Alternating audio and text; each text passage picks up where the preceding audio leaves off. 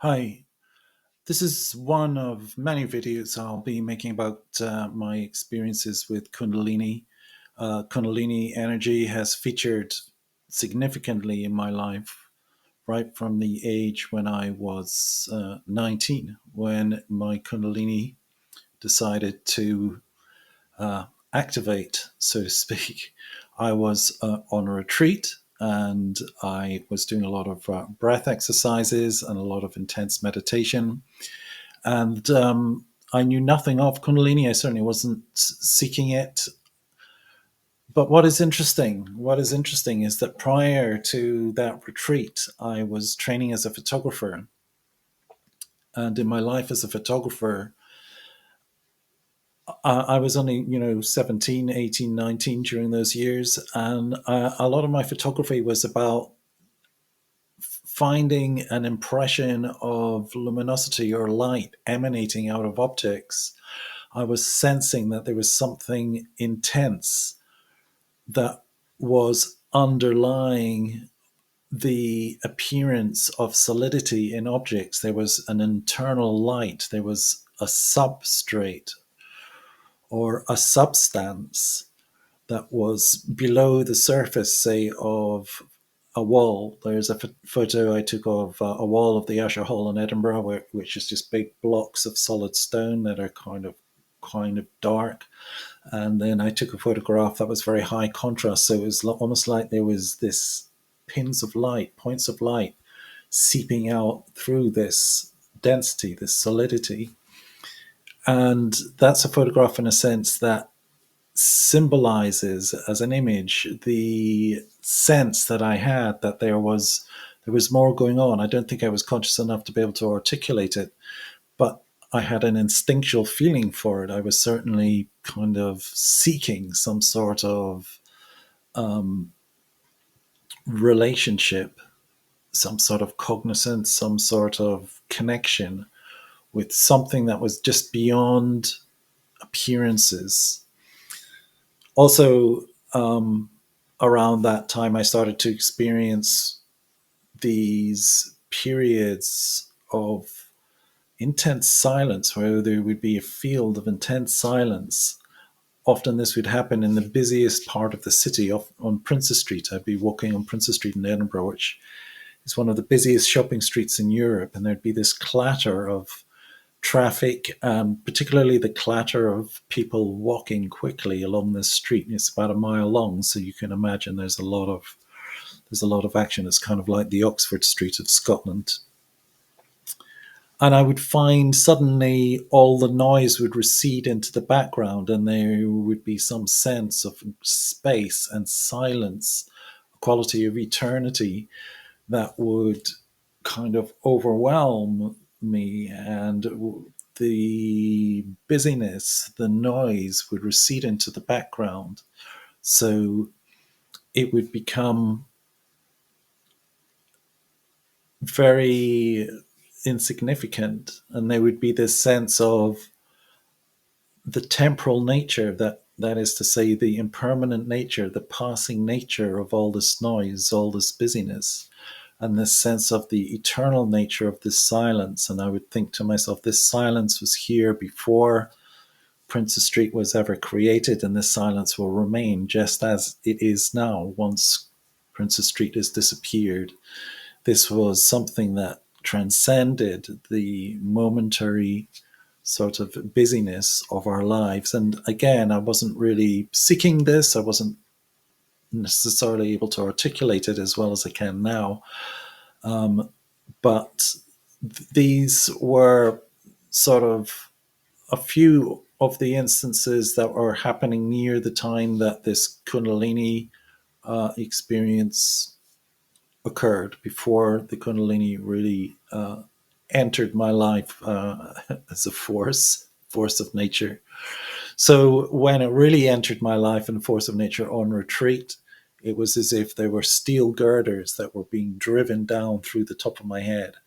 It was very forceful, very violent almost, and I was thrown onto the floor. I couldn't move. I was sort of rigid with the intensity of it.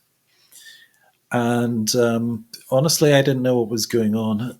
The teacher that I had at the time, Chu Bunag, bless his soul, had the wisdom to trust it. And although I think he was a little bit freaked out, um, but I certainly trusted the process. It felt like, some sort of force of nature was occurring, and, being natural, being nature, then it was life. And I had no choice other than to trust it. And I did trust it, and many things happened. My voice changed. I stopped eating. I lost a lot of weight. This kind of went on for days, and literally blew my marbles. I lost my mind, in the conventional sense. Uh, I felt radically changed within days. I remember, at the end of the retreat, we went to the local bar and played snooker, and I was kind of making these incredible shots where I was kind of bouncing off three cushions and going smack into the pocket. And my mind was very, very clear, very, very alert, very, very sort of tuned in, but it was all so unfamiliar that the way my conventional mind had been previously organized just wasn't there. It wasn't there anymore. So I was kind of disorientated, but I must have had enough kind of internal structure to not go nuts. I think it might have driven some people nuts, but I seem to survive. I did do some fairly nutty things, laterally, but I survived, and it kind of compelled me to look for a solution to try and make sense of it.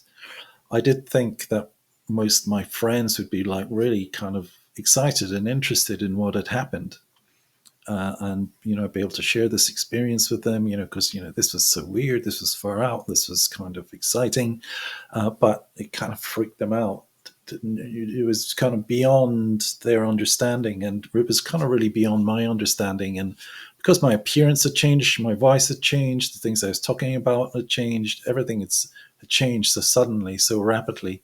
I can now maybe appreciate why people were a little bit unsure about what had happened. But because of that, I felt kind of displaced a little bit from my social circle and had to start looking for people or a situation where what I was going through might be better understood, which is why I started to seek out teachers. I went to the Edinburgh Buddhist Society at Edinburgh University, which was great. I mean, it was like really busy, really active. It was held in a big hall, and there would be hundreds of people, and they were inviting these amazing teachers from all over the world. I met some very powerful spiritual kind of beings, such as Tartang Tolko. I remember he was like a kind of a mountain. His presence was something extraordinary.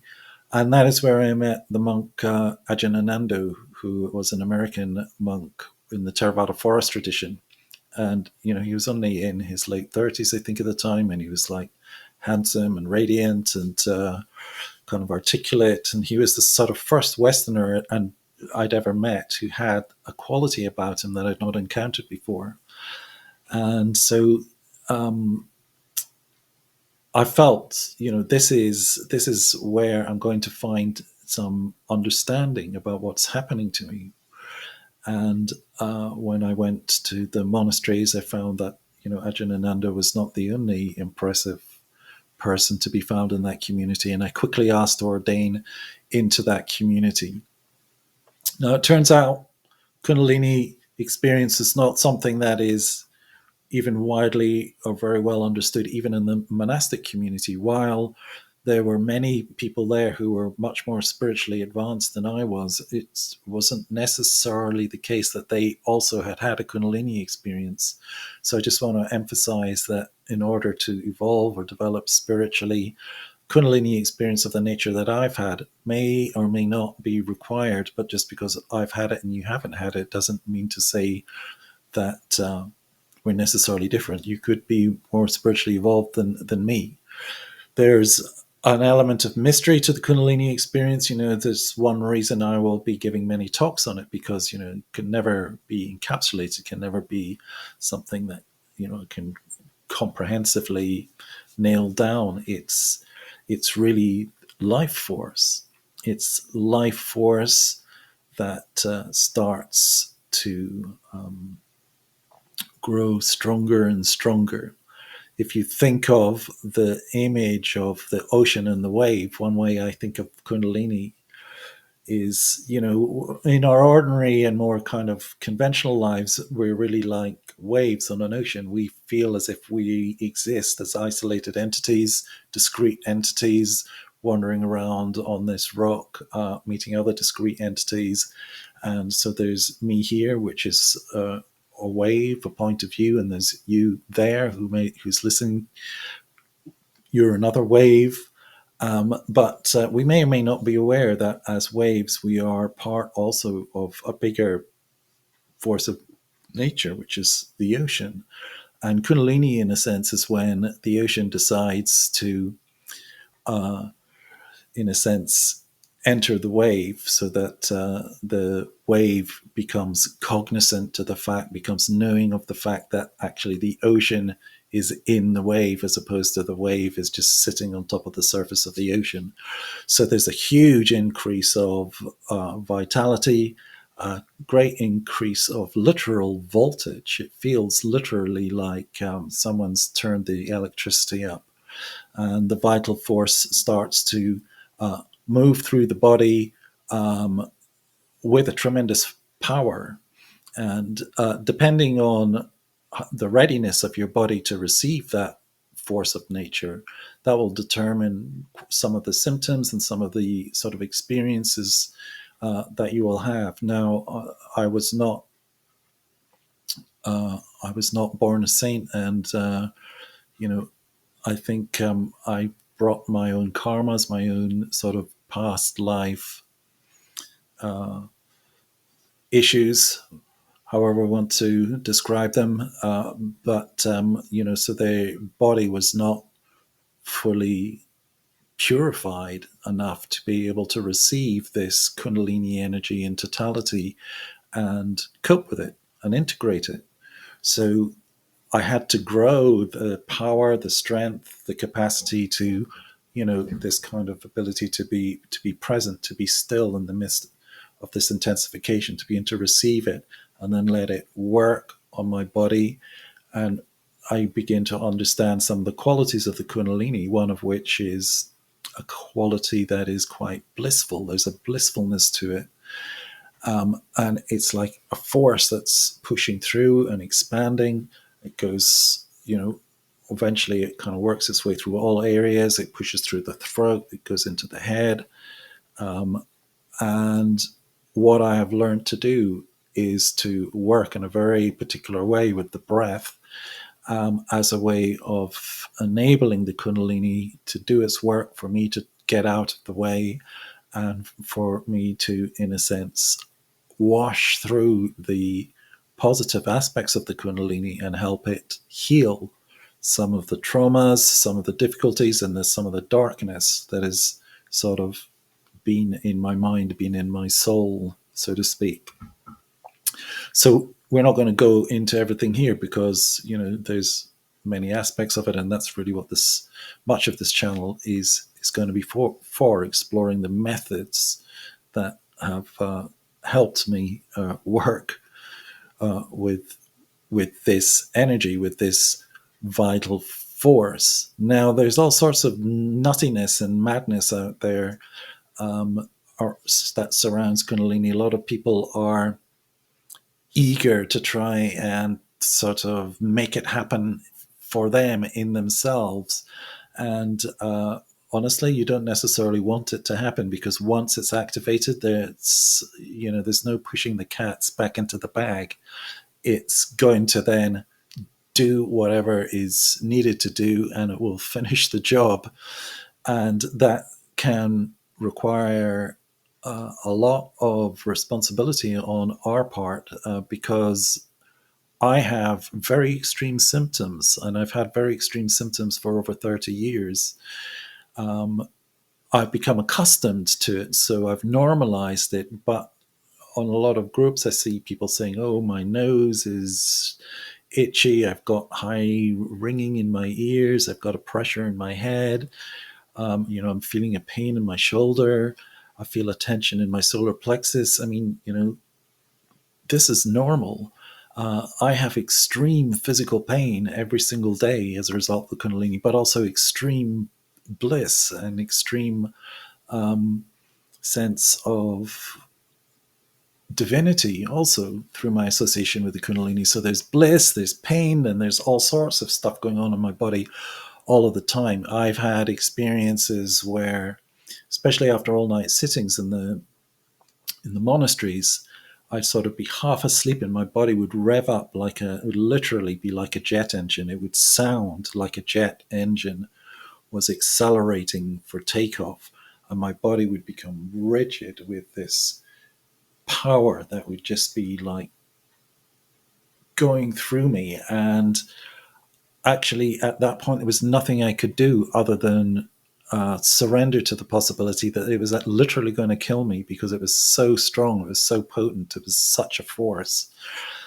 And when it was over, it's over. I'm very, very rarely even mentioned it or talked about it, but because of Kundalini is becoming a bit more of a phenomenon now, I think I should just start sharing, without regard to, my personal privacy, so to speak.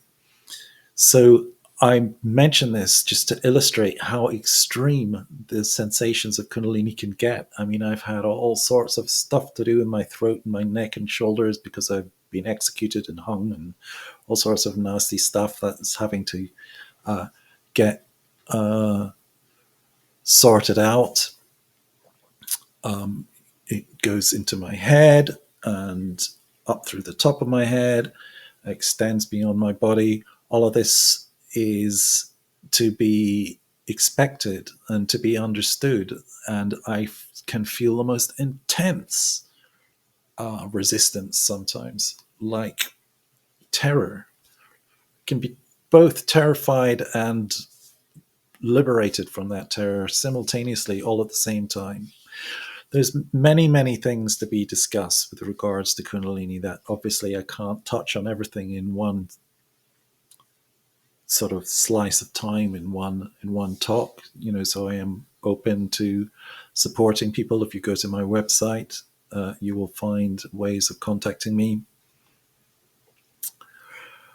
But the thing is, it needs to be normalized. If you have a Kundalini experience, honestly, do not become too fascinated by the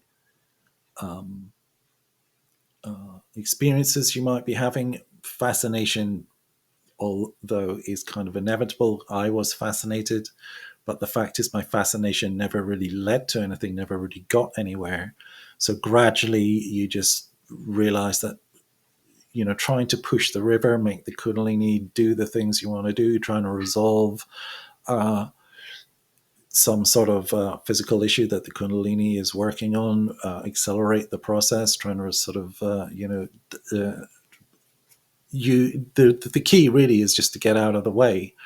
So getting in the way in any way is just going to make life more difficult. So really, I mean, what is Kundalini? It's just vital force, it's vitality, it's the substance, it's the essence, it's the Holy Spirit. That's what it is. It's what the Navajo call the Holy Wind, and it's what the Blavatsky metaphysicists call cosmic electricity.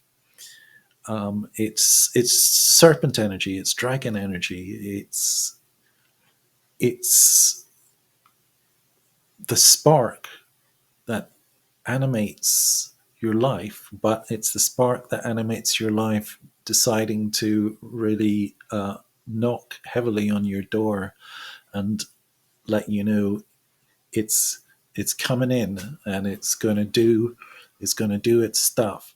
Is it evil? Well, it's only evil if you interpret it as evil. Fundamentally, it's a spiritualizing force.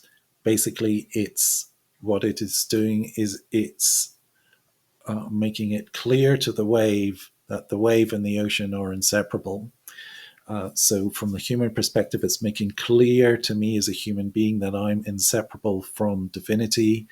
I'm inseparable from Christ consciousness. I'm inseparable from any, from the Godhead itself. Now, that does not make me a particularly special person, because this has got to happen across the board. It's got to happen to more and more people. Uh, this is got to be normalized. It's got to be normal to engage in spiritual techniques, spiritual methodologies, and align ourselves with the luminosities of the mind, the unformed or invisible aspects of the mind. Form is not definitive of everything that we are. The mistake of the unawakened person is to believe that the body is all they are, and that when the body disappears, they are annihilated. This, from the point of view of unawakened Kundalini consciousness, is ridiculous.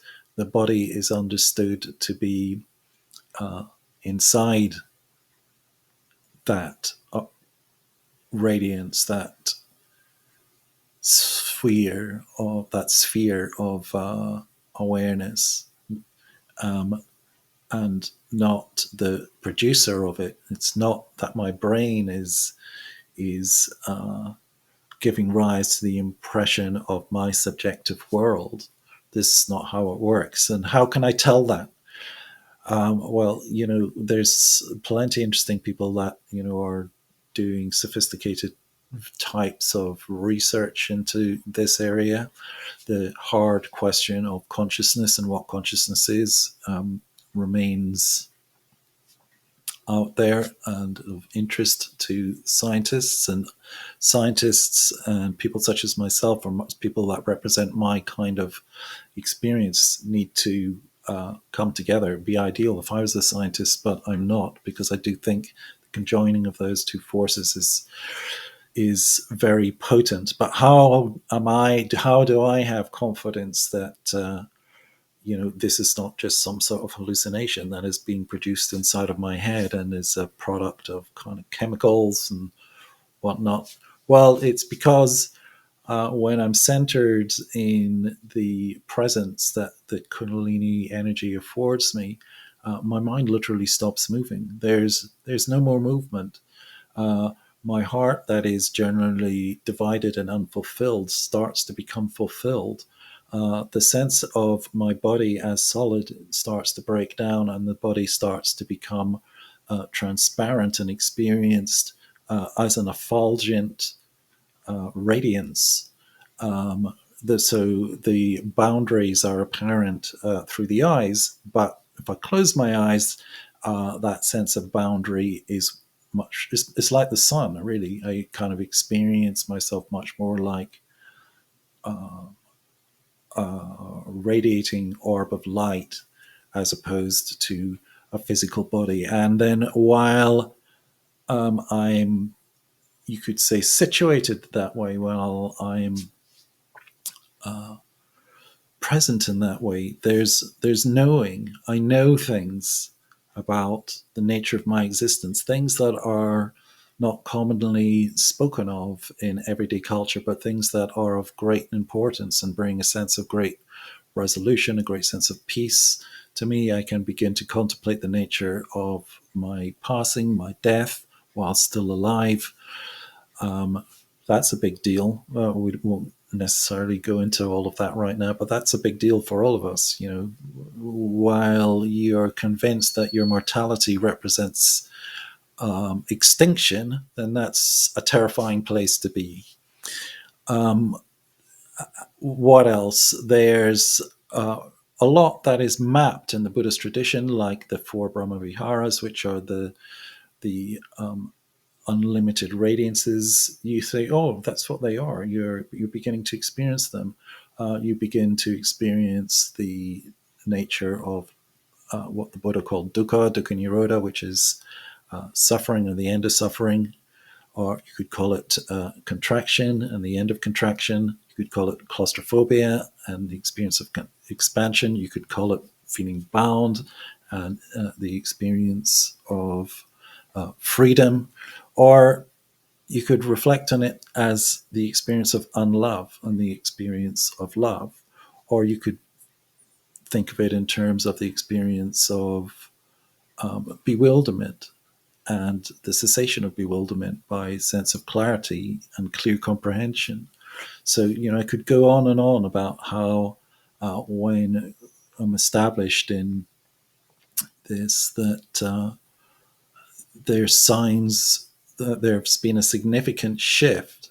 I've gone from being the wave to being able to release myself into the ocean. And in releasing myself into the ocean, I'm not rejecting the wave or abandoning the wave. The wave is still in sight, but it gives me the flexibility to reflect on my position as the wave and my position as the ocean. I can be the ocean and the wave simultaneously, etc., etc. So you can flow much more freely in these spaces.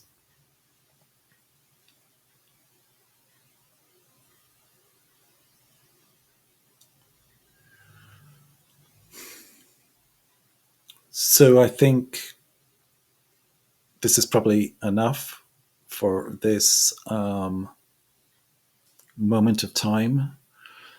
I will give many more reflections on my experience with Kundalini. I think the main takeaway from this is that if you're experiencing the Kundalini and you experience unusual symptoms, it's very important not to get overly dramatic about it. Don't over dramatize the discomfort, for example, that you might feel. You just got to accept that discomfort is going to be part of your life. But if you meet that discomfort courageously with curiosity, accepting that it's just a force of nature, then that discomfort is going to become a great teacher for you. There will be freedom that you will simultaneously find in the midst of that discomfort, instead of just becoming a kind of a victim and saying, God help me, I want this to stop, or, why is my ear itching, or, my eyes are fluttering sometimes. It's just like, don't freak out. Life is a pretty incredible thing that we should be, if you're going to freak out, just freak out about the fact you've been born and mysteriously on a planet in the midst of an enormous universe that is probably infinite. Just begin to surrender to the fact that the dragon energy is now going to become part of your life, and that if you treat it with respect, welcome it into your life and let it do its work on you. Even if that work is uncomfortable, then you have to endure it. Kanti paramang tapotitika. Patient endurance is the supremest austerity. And I can tell you that from my experience, just like wine, the Kundalini starts to mature, it starts to enrich, and it starts to gradually integrate more and more. Do I think there's an end to it? I absolutely do not think there's an end to it. Have I reached the end of it? Well, I've just said I don't think there is an end. So, yeah, I'm in this for the long run. Certainly, this is a process that I can sense is going to extend way beyond this lifetime. But I feel if it's come into your life, perhaps one thing you might want to consider is literally contacting me so we can begin to, explore this specifics of what's going on for you. I can share with you some of the actual techniques that I've used, particularly with regards to the breath. And when I mean the breath, I don't just mean oxygen going in through your nostrils. I'm talking about what's called the subtle breath or the inner breath, the pranic breath, for want of a better way of putting it. And, maybe I can support you a little bit with that. Anyway, coming up for half an hour of my ramble. That is got to be enough for this video. And best of luck. May your heart turn to gold. Bye for now.